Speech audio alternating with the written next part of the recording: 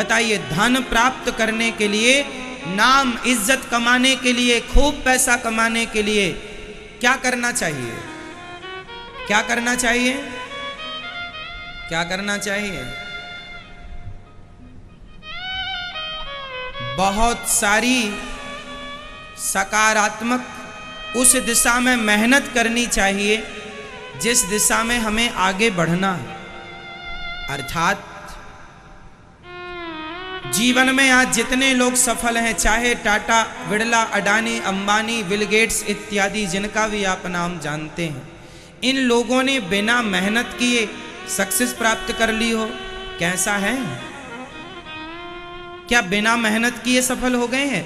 आज जयपुर में जिनका नाम है, जिनका भी आप नाम जानते हैं, सक्सेसफुली व्यक्ति हैं, क्या वो बिना कुछ किए सक्सेस हो गए?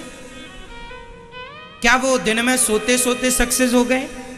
क्या वो टीवी क्रिकेट देखते देखते सक्सेस हो गए? इसका अर्थ है, हनुमान जी जब लंका गए तो हनुमान जी से कहा था मैनाक पर्वत ने, हनुमान जी थक गए होगे, थोड़ा सा विश्राम कर लीजिए। तब हनुमान जी ने जो बात कही थी वो आज के युवाओं के लिए संजीवनी बूटी है। हनुमान जी ने कहा था कि राम काज कीन्हे बिनु मोहि कहाँ विश्राम। जब तक मैं राम जी का कार्य पूरा नहीं कर लेता तब तक मैं विश्राम नहीं करूंगा। यही है वो मूल मंत्र कि आप तब तक काम करते रहें, तब तक चलते रहें जब तक आप सफल नहीं हो जाते। पलट पलट कर पीछे देखने वाले लोग इतिहास नहीं रचते। इसलिए आगे जाना है। बता दो जयपुर के यूथ को, बता दो यहाँ के नौजवान दोस्तों को, भाइयों को और मेरी प्यारी बहनों को कि जीवन में आगे बढ़ना है तो आप सबसे पहले अपने अंदर की ये सोच डिलीट कर दें कि आप ये काम नहीं कर पाएंगे। इस धरती पर, इस संसार में ऐसा कोई काम नहीं है जो आप और हम ना कर सकें। पहले तो नेगेटिविटी मिटाइए। आपके पांव की बेड़ी, पहली बेड़ियां यही हैं जब आपसे दुनिया ये कहती है कि तुम ये नहीं कर सकते, तुमसे ये नहीं होगा। ये जो है ये पहली बेड़ियां हैं, इन्हें काटना पड़ेगा। बोलो मेरी माँ। आप लोगों ने भी सुना होगा ये बात लोगों के मुंह से, ये काम तुम नहीं कर सकते, ये तुमसे नहीं होगा, ये तुम्हारे बस का नहीं है। Nothing is impossible, everything is possible. इस धरती में ऐसा कौन सा काम है जो आप नहीं कर सकते, जो हम नहीं कर सकते? आप बताइए। कल्पना चावला चली गई अंतरिक्ष तक। जब हम चांद तक जा सकते हैं, मंगल ग्रह तक जा सकते हैं, तो बताइए अब हम क्या नहीं कर सकते? करने का जुनून हो, कर गुजरने का भाव हो तो सब हो सकता है, वरना खटिया तोड़ने वाले इतिहास नहीं रचा करते। खटिया तोड़ने वाले इतिहास नहीं रचा करते। जीवन में कुछ करना है तो इतनी मेहनत करो कि पांव में कांटा चुभा है तो उस चुभन को कह दो, उस दर्द को कह दो कि अभी इस दर्द को, इस दर्द में ठहरने का समय नहीं है। जब आप अपने शरीर के दर्द को ये कहने लग जाएंगे कि दर्द अभी कुछ दिन और रुक जा, अभी तुझे समय देने के लिए मेरे पास वक्त नहीं है, तो दर्द भी अपने आप हाथ जोड़ लेगा, भैया मैं आके करूं क्या, ये तो देखते ही नहीं।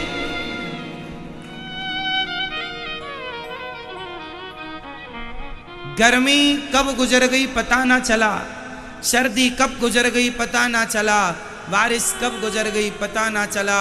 जीवन में जो सक्सेस हैं उनसे पूछ लो कि ये कौन सा मौसम चल रहा है, उन्हें पता ही नहीं कि मौसम कौन सा है, क्योंकि वो मौसम के हिसाब से नहीं, वो अपनी जिंदगी अपने हिसाब से जीते हैं। हमारे लिए तो हर दिन सावन भादों है, हम मान लें। आपका सावन साल में एक बार आता है, अपना सावन 24 घंटे 12 महीने रहता है। आपकी दीपावली साल में एक बार होती है, अपनी दीपावली 365 दिन होती है। आपकी होली एक दिन होती है, अपनी होली 12 महीने। कब खेलना है बताओ? आई एम रेडी, है ना? तो जीवन में आपको आगे जाना है, सक्सेस होना है, तो उसके कुछ फॉर्मूले हैं। कि पहला फॉर्मूला तो यही है कि आप थके ना, आप अपने लक्ष्य को प्राप्त करने के पहले पलट कर देखें ना, जमाने की वो बातें सुने ना जो आपको रोक रही हैं। फिर देखो आप सफल हो जाएंगे। आज हमारे देश का यूथ क्या कर रहा है? आपने दुनिया के किसी दूसरे देशों में 2020 ना देखा होगा। हमारे भारत के अतिरिक्त दुनिया के किसी देश में 2020 नहीं होता। क्रिकेट मैच होता है? नहीं होता। क्यों नहीं होता? और होता भी होगा तो वहां लोग बेवकूफ होंगे, इसलिए होता होगा। आज मैं आपसे एक छोटा सा सवाल करूंगा, बताइए हमारे देश में सबसे ज्यादा क्रिकेट कौन देखता है? नौजवान लोग, हाँ या ना? हमारे देश में सबसे ज्यादा क्रिकेट कौन देखता है? नौजवान बच्चे। अब मुझे आप एक प्रश्न का उत्तर दो कि ये बच्चों का समय क्रिकेट देखने का है या अपने आप को सफल बनाने का है? बोलो। जो वक्त आपको सफल बनाने के लिए आपको अपने आप को देना चाहिए था, जो समय आपको अपने आप में खर्च करना चाहिए था, जिस समय से आप आगे जा सकते थे, आप वही 6-6 घंटे रोज के बिगाड़ रहे हैं। क्या पालोगे? क्रिकेट खेलकर, क्रिकेट देखकर क्या पालोगे? 6 घंटे बिगाड़ोगे। जानते हो 6 घंटे की कीमत क्या होती है? 6 घंटे की कीमत क्या होती है?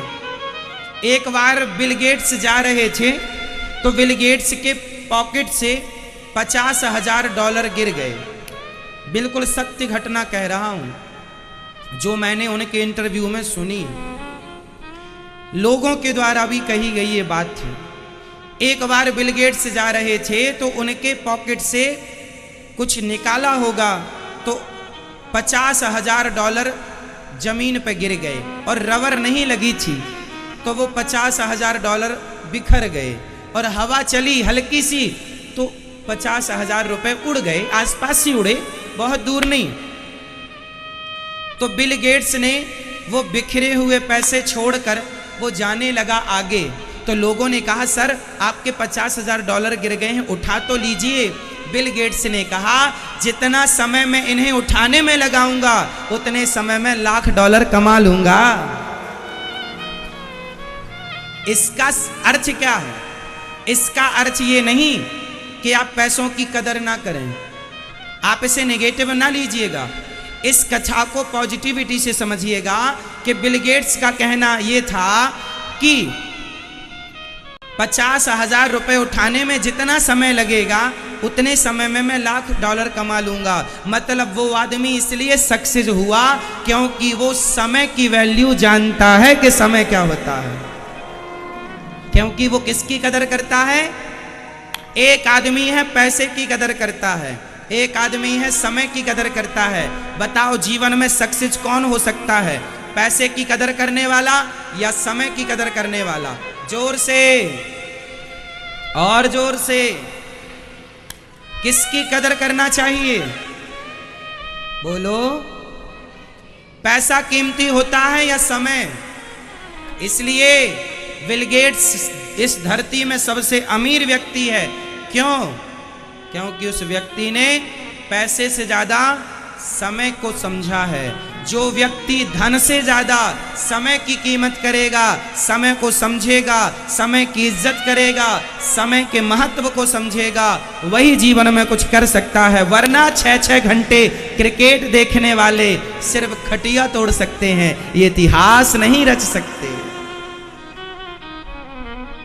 अब आपको ये देखना है कि आपको खटिया तोड़ू बनना है या कुछ कर गुजरना है, कर दिखाना है।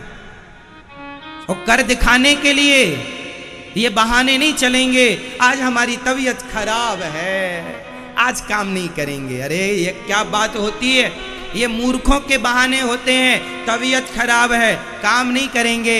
अरे ये दास अनिरुद्ध को 102 डिग्री 4 डिग्री भी बुखार होती है तो भी मैं वही काम करता हूँ जो नित्य करता हूँ।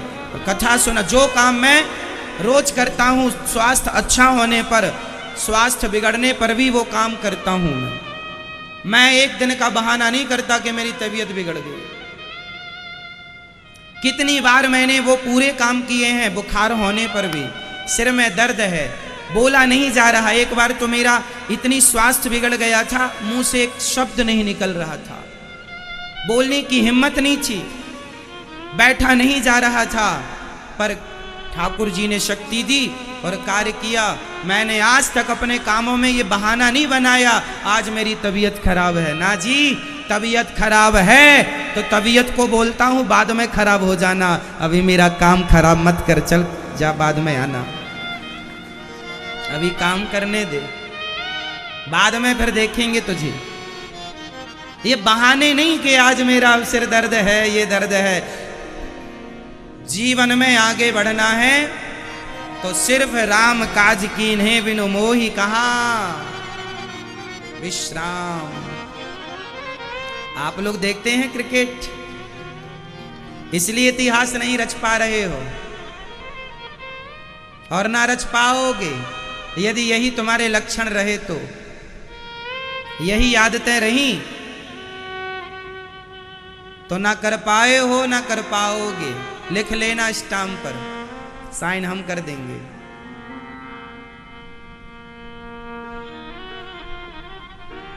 क्यों जी, सही है। जीवन में जो सक्सेस हो चुका है उसके पास जाकर बैठो और उससे पूछो कि सक्सेस होने के लिए एक दिन में कोई सक्सेस नहीं होता, और एक दिन में किसी को सफलता मिल भी गई तो याद रखना वो सफलता टिकाऊ नहीं होती।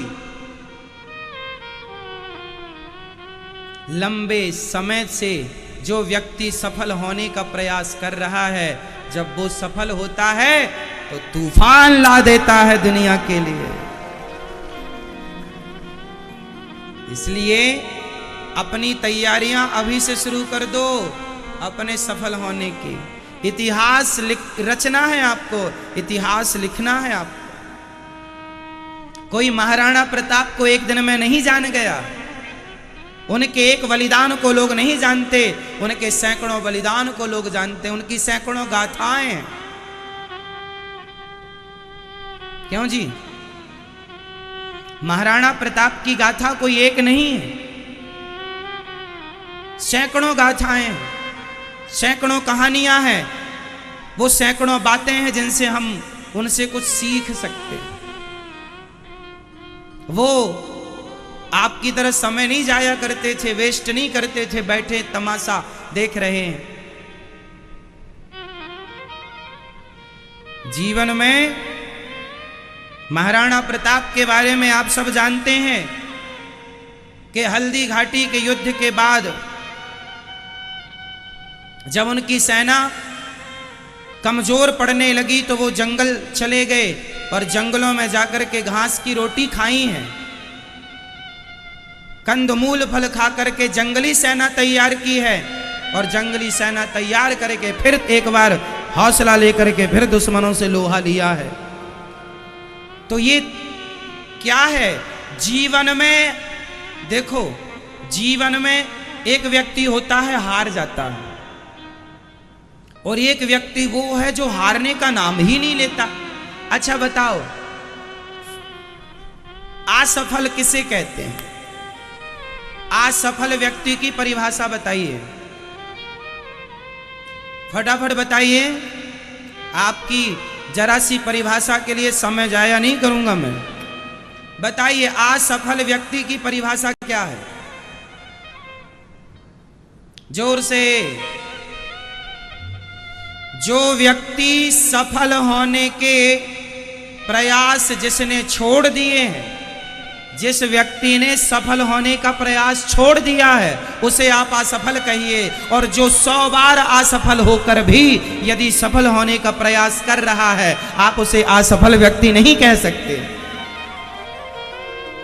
100 बार असफल होने पर 101वीं बार जो सफल होने का प्रयास कर रहा है आप उसे असफल कैसे कह सकते हैं? असफल वो हैं जिन्होंने सफल होने के प्रयास छोड़ दिए। इसलिए आप क्या है, सफल होने की कोशिश है या कोशिश ही छूट गई है? वो उम्मीद ना छोड़िएगा, वो कोशिश ना छोड़िएगा, वो पॉजिटिविटी ना छोड़िएगा, वो अपनी सकारात्मकता ना छोड़िएगा। 100 बार हार कर इंसान एक बार जीत जाता है, और एक बार जीत गया तो 100 बार की हार ही उसे जिता देती है। इसलिए विश्वास भगवान पर रखिएगा और कर्मशील व्यक्ति बनिएगा, कर्म करते रहिएगा। कर्म ना करने वाले से कर्म करने वाला श्रेष्ठ होता है।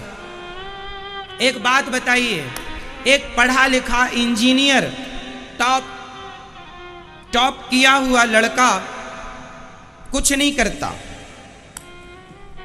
जयपुर में एक पढ़ा लिखा टॉप बच्चा हर सब्जेक्ट में टॉप किया, बड़ा नाम बड़ी इज्जत शिक्षा के क्षेत्र में बनाई, टॉपर है, पर वो कुछ नहीं करता। और इसी जयपुर में एक वो आदमी है जो कम पढ़ा लिखा है पर वो सोचता है कि मैं खाली ना बैठूं, कुछ करूं, तो वो कुछ करता है। छोटा सा बिजनेस ही स्टार्ट कर लिया उसने, कुछ भी XYZ कुछ भी कर लिया। तो एक कम पढ़ा लिखा है पर कुछ कर रहा है, और एक ज्यादा पढ़ा लिखा है पर कुछ कर नहीं रहा है। तो बताइए, कर्म ना करने वाले से कर्म करने वाला श्रेष्ठ है या नहीं? बताओ। कई लोग तो इसलिए काम नहीं करते, अरे मैं तो ज्यादा पढ़ा लिखा हूं, मैं ये नौकरी क्यों करूं। अरे जब आप ज्यादा ही पढ़े लिखे हैं तो नौकरी ही क्यों करना, नौकरी लेना ही क्यों? आप तो पढ़े लिखे हैं, नौकरियां देने वाले बन जाओ ना। नौकरियां लेने वाले में उनको रहने दो जो कम पढ़े लिखे हैं।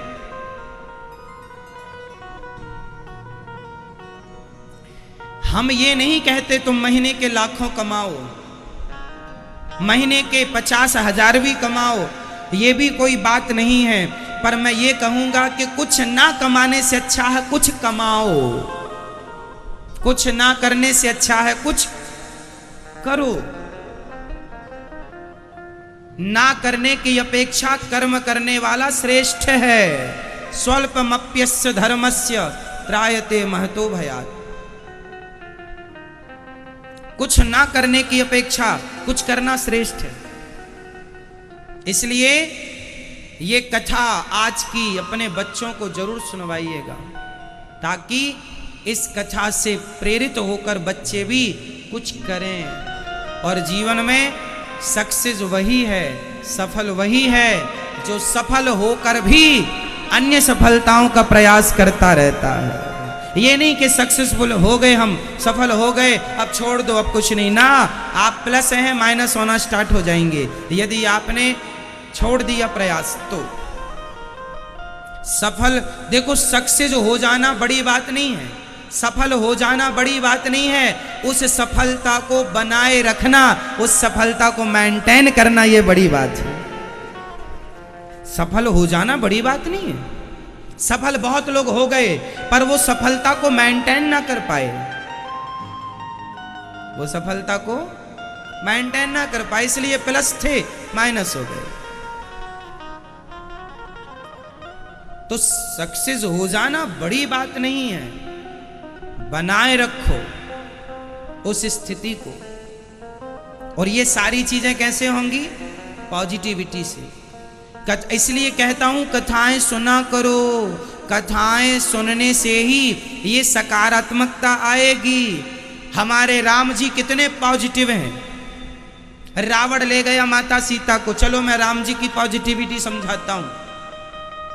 रावण ले गया सीता को, अब राम जी के पास ना खुद की सेना थी, ना खुद का रथ था, ना खुद का कोई मंत्री संतरी, कुछ भी नहीं, लेकिन फिर भी राम जी ने हिम्मत नहीं हारी और राम जी चलते गए, जंगल की बंदर भालुओं की सेना तैयार करते गए। किसको जोड़ते गए? जबकि राम जी एक आवाज लगा देते तो अयोध्या की सेना आ जाती, ससुराल पक्ष की सेना आ जाती, जनकपुर की सेना। जनकपुर की सेना से, जनकपुर के राजा से रावण डरता था, जनक जी से रावण डरता था, दशरथ जी से रावण डरता था। यहाँ की सेना इतनी पावरफुल थी कि रावण डरता था। रावण पंगा नहीं लेता था इन लोगों से, ना जनकपुर से ना तो अयोध्या से। राम जी तुरंत चाहते तो बुला लेते सेना, अयोध्या की सेना आ जाती, जनकपुर की सेना आ जाती, रावण से युद्ध हो जाता। लेकिन नहीं, राम जी ने ना ससुराल को परेशान किया, ना अयोध्या को परेशान किया। राम जी की लीडरशिप क्या है जरा देखिएगा। लीडर कैसा होना चाहिए? लीडर वही है जो हार ना माने, जिसके पास कोई पावर ना था फिर भी उन्होंने जंगल की सेना इकट्ठी की, बंदर भालुओं की सेना तैयार की और इन बंदर भालुओं के बल पर रावण जैसे दिग्गज को धूली चटा दी। ये राम जी का देखो नेतृत्व था। राम जी का नेतृत्व कैसा है, कैसे लीडर है राम जी? राम जी के लीडर ऐसे हैं, राम जी की पॉजिटिविटी देखिए कि वो बंदर भालुओं के बल पर खड़े हैं और बंदर भालुओं को क्या सिखाते हैं। जब कुंभकर्ण आया और कुंभकर्ण ने अपने पांव के नीचे एक पांव रखता तो 100-200 बंदर भालू मर जाते। उसका वो इतना विशाल था ना कुंभकर्ण कि पांव रखता तो 100-200 तो एक पांव से, दूसरा पांव रखता तो 100-200 तब मर जाते। अब सारे बंदर भालू डर गए, दौड़े दौड़े राम जी के पास आए, प्रभु प्रभु बड़ा आया है वो कुंभकर्ण, वो बहुत मार रहा है, हमारी सेना खत्म कर देगा। राम जी बोले चिंता ना करो। राम जी ने कहा कि हम हैं। अब देखो सामने इतना बड़ा योद्धा खड़ा है जिसके पांव रखने से 100-200 लोग मर रहे हैं, लेकिन उस समय भी राम जी पॉजिटिव हैं, अपनी सेना को क्या दे रहे हैं? पॉजिटिविटी। ना हिम्मत ना हारो, डरो मत, हौसला रखो, चलो हम चलते हैं। राम जी गए, कुंभकर्ण से युद्ध किया, कुंभकर्ण मारा गया। जब लीडर सक्सेस होता है तो उसकी फौज, उसकी सेना, उसका कॉन्फिडेंस डबल हो जाता है। हम बढ़िया आदमी के साथ हैं,